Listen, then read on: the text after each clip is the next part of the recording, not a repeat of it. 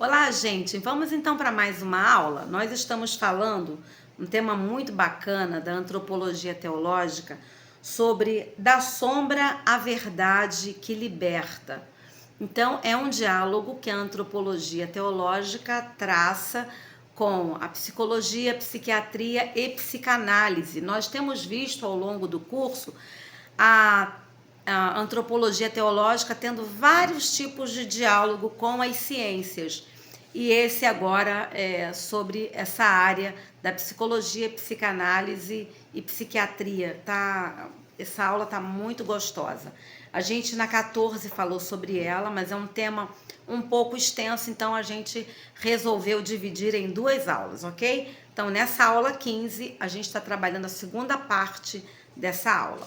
Como nós havíamos dito no final da outra aula, a gente estava falando sobre o autoengano, sobre os dois grupos de termos na Bíblia para falar sobre mentira, um que se aloca mais nos evangelhos sinóticos, especialmente em Mateus, falando sobre a hipocrisia dos fariseus, o outro que está mais nos escritos joaninos e paulinos, que vai tratar sobre o velho homem, o autoengano, a mentira, e a gente está seguindo nessa linha ainda, ok?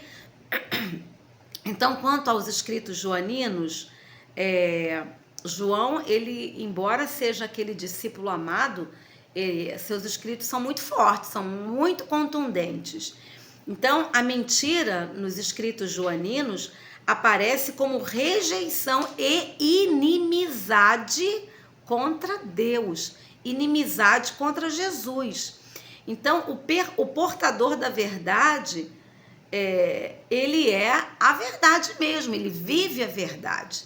Então, não pode haver essa divisão entre aquele que de fato nasceu de novo, vive em Cristo, e aquele que não vive.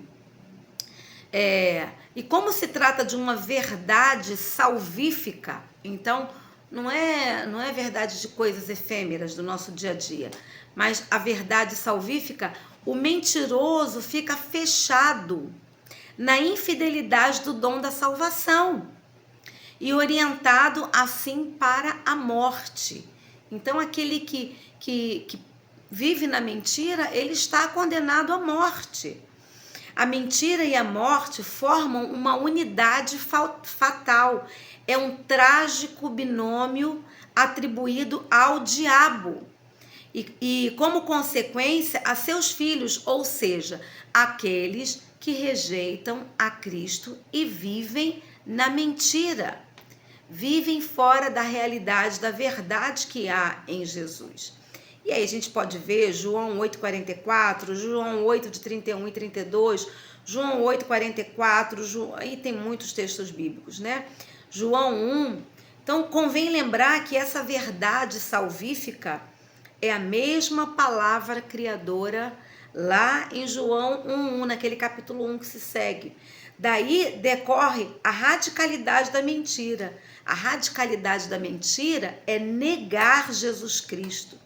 É negar o próprio ser criatura, né? De estar sujeito a ele. Então, nada pode ser mais destrutível, mais mortífero do que a mentira. Ela é tão grande que essa cegueira torna o homem mentiroso, distante de Deus, inimigo de Deus. Projeta em Deus, olha que loucura, inverte. Ora, logo se eu no lugar da criatura me coloco como um ser independente de Deus que não preciso dele, eu torno Deus mentiroso e me torno a verdade, que na verdade mesmo é uma ilusão, é uma mentira, né? Então, nessa linguagem psicanalítica, nós diríamos que é a própria mentira, uma vez que não reconhece a realidade do seu pecado. Está afirmando que o mentiroso é Deus. Não é assim que o mundo vive? Não é assim? Sem precisar da salvação, sem precisar de Deus, se tornam o Criador, fazem de Deus o mentiroso. Em outras palavras, aquele que não aceita o Filho de Deus, Jesus Cristo, testemunhado por Deus, não pode acreditar no Deus que testemunha e assim faz de Deus um mentiroso. É o que está lá em 1 João 5, 10. Né? Isso é muito sério. Então, os judeus, contra o autor do quarto evangelho, são chamados, o evangelho chega a dizer, filhos do diabo, significa não existe nessa pessoa a verdade. Não existe Jesus nessa pessoa. Não existe a abertura da sua vida, do seu ser para Deus, porque é Deus quem testemunha de Jesus como sendo o nosso Salvador.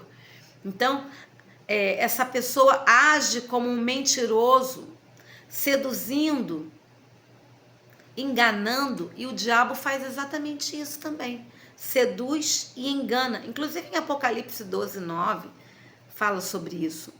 A mentira, logo nós podemos concluir que a mentira é uma escravidão. O pecado é a mentira. O pecado é a escravidão. Então, lembrem-se do que diz lá em João 8, se permanecerdes em mim, se permanecerdes na minha palavra, sereis em verdade meus discípulos e conhecereis a verdade, e a verdade vos libertará. Então, vencer a mentira, acolher a verdade, é viver a liberdade que só é encontrada em Jesus. É experimentar a libertação que só existe em Jesus. Só o Filho de Deus pode nos libertar para sermos verdadeiramente livres. Ora, essa mentira, então, ela está no mais profundo do ser humano. Quantos estão vivendo essa mentira? Multidões.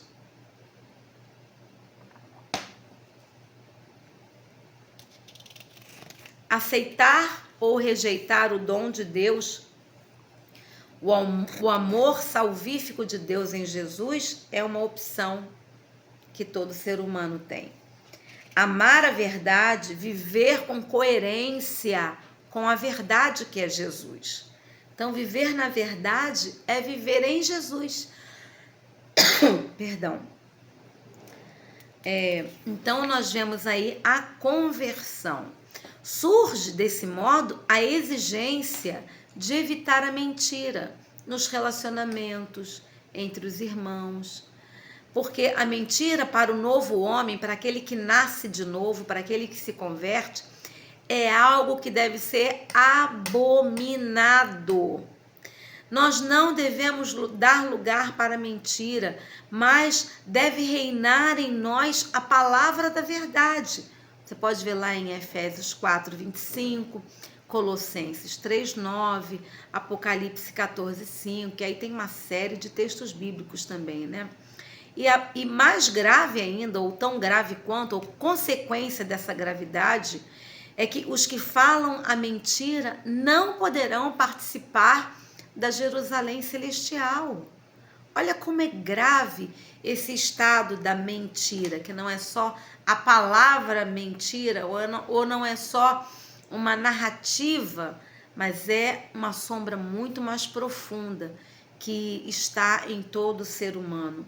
Não basta reconhecer essa ambiguidade que há dentro de nós, mas é necessário lidar, quer dizer, não basta você reconhecer que é pecador, não basta reconhecer que você é fraco, não, você precisa lidar com essa ambiguidade, experimentar, mesmo experimentando essa forte tentação de mentir, ou seja, de negar a vida nova em Cristo de Jesus, de viver no pecado, você não pode ignorar a sombra que está dentro de você, ou seja, o que é essa linguagem da sombra? É a sua fraqueza. Você não pode se descuidar, vigiai e orai para não entrar em tentação. Aquele que pensa estar em pé, cuide para que não caia. O que é isso? Na linguagem da ciência, da psicanálise, da psiquiatria e da psicologia, são as sombras que existem dentro do ser humano. Então, essa realidade da sombra é descrita como uma profunda sombra dentro do ser humano. Então, é necessário que a gente possa ver,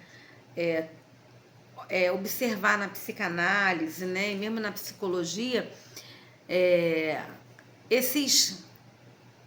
essas informações, que eles têm a linguagem acadêmica e nós temos vastamente no Novo Testamento a linguagem bíblica, no Novo e no Antigo, né? Para tratar desse assunto da verdade, da mentira e das sombras que existem dentro do ser humano.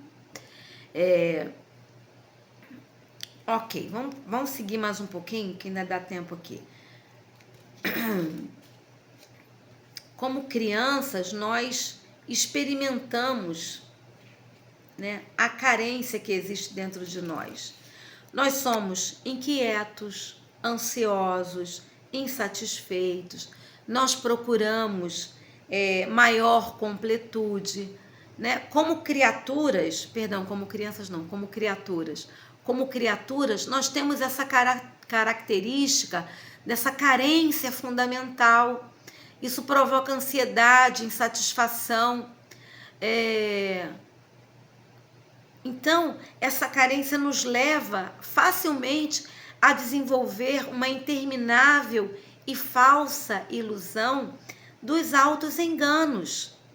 Porque muitas vezes é mais fácil a gente fazer de conta que está tudo bem, que a nossa vida está bem, do que a gente se confrontar. Mas a palavra de Deus e a presença de Jesus e o Espírito Santo vão nos confrontar, exatamente para nós superarmos, com a ajuda do Espírito Santo, essas nossas fraquezas, tá? Saindo dessa mentira e desse auto-engano. Essa temática da sombra é o motivo da Bíblia trabalhar sobre a conversão a Deus através de Jesus. Como que nós nos convertemos? Nos entregando, sendo sinceros, reconhecendo o nosso pecado, confessando o nosso pecado, trabalhando dia após dia, né, na superação dos nossos espinhos, né, das nossas dores, das nossas chagas, sendo curados pelo Senhor, apresentando a Ele toda essa nossa complexidade interior a respeito da nossa realidade. Então, mas quando nós fechamos os olhos para essa realidade, nós estamos caindo na tentação do que falamos lá atrás, de projetar as nossas sombras nas outras pessoas, culpando as outras pessoas e perdendo a oportunidade de conhecermos a nós mesmos. Então, as nossas sombras são oportunidades de nós amadurecermos para o bem, sermos um testemunho vivo do poder de Deus, da graça de Deus, da justiça do Senhor. Quando nós pegamos alguém, talvez você tenha um testemunho dessa grandeza, né? Poxa, vivi assim, eu era assim, meu caráter era assim, Jesus fez isso, isso e isso. Isso é um testemunho de louvor, mas é um processo que continua, porque nós ainda temos fraquezas em nós, sombras em nós, que precisam ser levadas à luz de Cristo. Então, não perceber essas deficiências, procurar culpar os outros, é negar esse estado de conversão, né? Então, a verdade pode ser dura, mas ela é a única maneira de nós nos libertarmos. A dureza do Evangelho denuncia nossas mentiras, assim como Jesus denunciava as mentiras dos fariseus na sua época.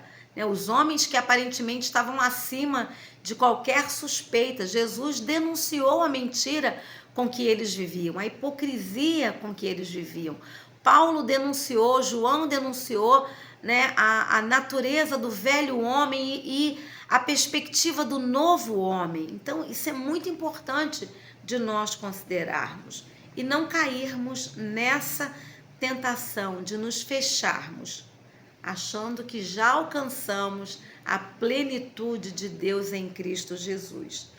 Então, nós muitas vezes somos muito dispostos a condenar os erros dos outros.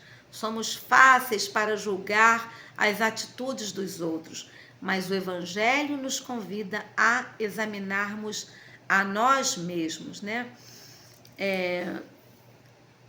Todos nós somos pecadores, mas muitos não querem saber disso.